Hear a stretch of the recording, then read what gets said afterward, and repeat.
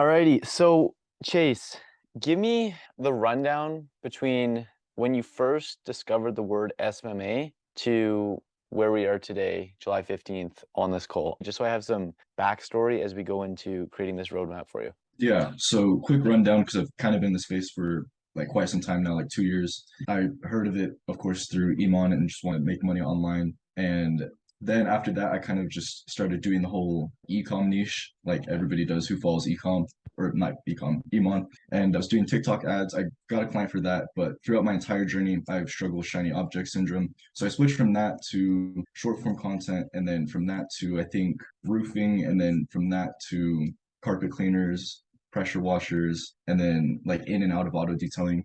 And then now I've just decided to like fully go all in with auto detailing. So that's like the quickest rundown possible. But over the past years, just a bunch of shiny object syndrome. I've learned a lot along the way though. Right now, my biggest struggle is the positioning and my offer itself because I've had two trial clients, so I've serviced them. I've got like, semi okay results enough to kind of show something, but I just don't know how to go from that, getting people from like positioning my offer in my outreach and then actually like selling it and how to, set that up properly. Okay, so you've had enough free trial clients to get a case study. Is that what I hear? Yeah, not like the greatest case study, but I got enough to where like I actually, hey, I got this many leads and kind of, up the perceived value. Okay, so what are we like, how did you get those two clients? I was just selling my story like solely, and then I sold them on a $50 setup fee. But I was just solely going to my story, 6-year-old dropout, Mhm. and just going into that. Yeah. No other positioning other than that, kind of just throwing in that I have a system that'll help them, but really just sold on the story. Okay, so the first thing I'm going to ask you is that if somebody was to sell you something in making the promise that it was going to grow your business and it costed you $50, how would you perceive this offer? Not the most like high value thing ever. Yeah, so if I came to you and said, "Hey Chase, I'll help you scale your company to 10K a month, it's going to cost you $50." Would you Yeah, take me up on definitely. that? I No. mean, I'd take you up on it, but I wouldn't really value it now. Yes. Okay.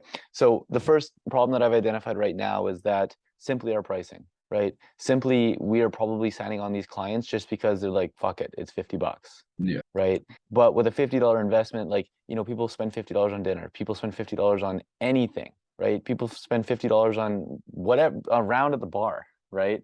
And so, if we're associating our products and services at the same value as literally a round at the bar, people are going to treat it with the same seriousness as like a round at the bar, right? And when we don't have clients who are taking what we're doing seriously, it's going to be very hard to get them good results. A quote that I have, really resonated with recently is the same information that people will dispute, charge back, and request refunds for is the same information that other people will go on to become millionaires with, right? And the only difference between the ones that, request the disputes and the ones that go on to become millionaires is how seriously they actually take that information, right? Yeah. So the first thing that we definitely would have to start doing is at minimum $500 setup fees at absolute bare minimum. In the auto Yeah. detailing niche, I recommend 3K. Now I understand that as a beginner that can be daunting, that can be intimidating, but at least 500. My issue is just like because I'm like fairly okay at sales. I'm just struggling with like how to go from in my outreach message pitching it as like free or like them Mhm. expecting it to be like low to pitching it as like an actual offer to where they expect to pay something. Because I Okay. don't if I keep pitching it the way I did and then I hop on Yeah. there and try and charge like the setup or a big setup fee, then it'll kind of just get bumpy because of that. hmm But Well, what you said like makes 100% sense and like full switch. let's dive into this right now. So now we've gone from charging $50 to charging 500. So we've just 10x our pricing, right? And with that, our perceived value has also 10x, right? When somebody pays $500, they're going to believe that this is actually something legit, not something that they're paying because they feel bad for you for not closing on this call. Yeah. So what is your outreach system right now? I don't know if you can share screen, if you have like a document or like your scripts and whatnot, but we can dive into that and make those tweaks right now. Okay, so we can see this is your script that you're sending. This is your format, okay? Now, right off the bat, looking at this from, a third-party perspective, do you see anything that sticks out to you? It's a bit long. If somebody was to DM you this and you didn't know, like, or trust them, how would you think you would respond to this? I probably wouldn't really give it too much attention because it's just kind of long. Sweet. Okay, so let's make it shorter. Let's make it more trustworthy and let's make it more genuine, okay? So let's extract the points that we got out of this. I'm sure you get plenty of these and I want to leave with some value. So first of all, we say we want to lead with some value and then we just pitch and we don't actually provide value. So we don't want to say that, right? We don't have to lead from value. We don't have to lead with some value, right? If you want to lead with some value, well, then start a YouTube channel, start posting every day, like, all that kind of stuff Yeah. in the auto detailing niche, right? But let's extract what we get across here. So we get across that we are pitching them. We acknowledging the fact that they get a lot. This alpha detailing and on-the-go detailing, did we get any tangible results, numbers with these? Not really, because I was having a conversion issue in terms of like getting them, like turning most of the leads into like actual bookings. I got them enough, but not enough that's like super impressive or And anything. who was responsible for calling the bookings or the They leads? were they were at first, but they weren't doing it. So then I Okay. started doing it, and that's when results started coming in. But Yeah. And they before weren't that, doing they it because they only paid $50, so they didn't care. yeah, they didn't see us through. Okay, and then we want to offer 20 plus book details just to prove. So let's rewrite this. Okay, so I'll get rid of the beginning. Let me say this. I have recently been working with a detailing company, but I had to part ways. I developed a system which brought them. Do you know how many leads it got, or what was your cost per lead? Cost per lead was like $3, $4 most of the time, and then leads, I'm pretty sure we got like 25 in the first 5 days. Brought them $3 leads. Their business operations could not handle the volume. Therefore, I am looking for one more partner that has the ability to take on 20 to 30 additional jobs per month. Mind if I send more info? First off, understand the industry is flooded with scams. This industry is flooded with scams. This will piss you off. And this may piss you off. Customer position business, but I'll be honest, it did not well. Similar to yours, but it did not go well, and I had to leave them.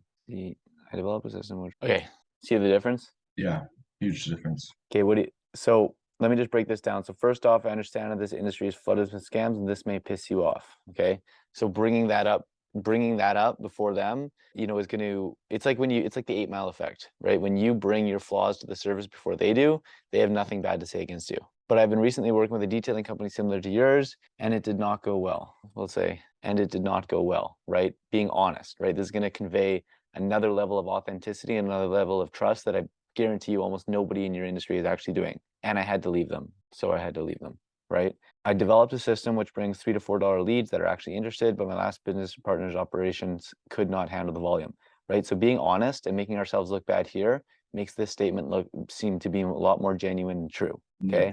Therefore, I'm looking for one more partner that has the ability to take on 20 to 30 jobs per month and wanted to reach out to you, or I would say, and see possible potential with you. Mind if I send more info? Okay. That's fine. Okay.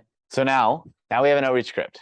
Okay. Now here's the next thing that we're going to do. So I'm going to stop share here. I'm going to go to the RC outbound tracker, start share again. Okay. So I'm going to send you this. You don't already have it. Okay. And this is what you're going to do. You're going to write how many prospects that you contacted in a day. So let's say you contacted 1,000 or 100, right?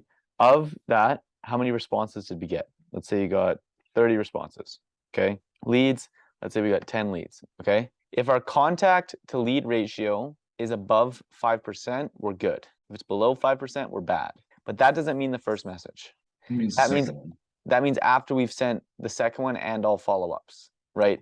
So we don't actually start checking to see what our contact to lead ratio is until, day 6, day 7, right? And the averages will always appear down at the bottom here, okay? Of the contact to lead, we want to see how many discovery calls that we made. Let's say we made 10 and 5 answered, right? 50%. If that's low, there's no benchmark for this, but if that's low, we understand that the problem is that people aren't picking up the phone. So we need to address that issue, and that is the bottleneck that we need to solve.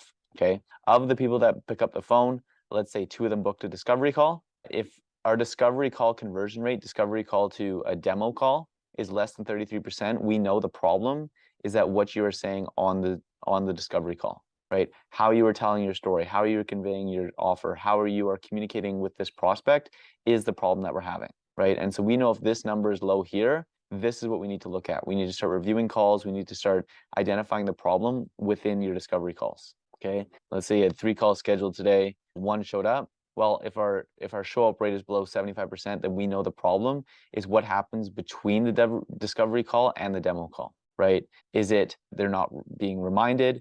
Is it, we're very pressury on the discovery call and they're just saying yes to get you off the phone, right? What are we doing to make sure that people actually show up to the second call?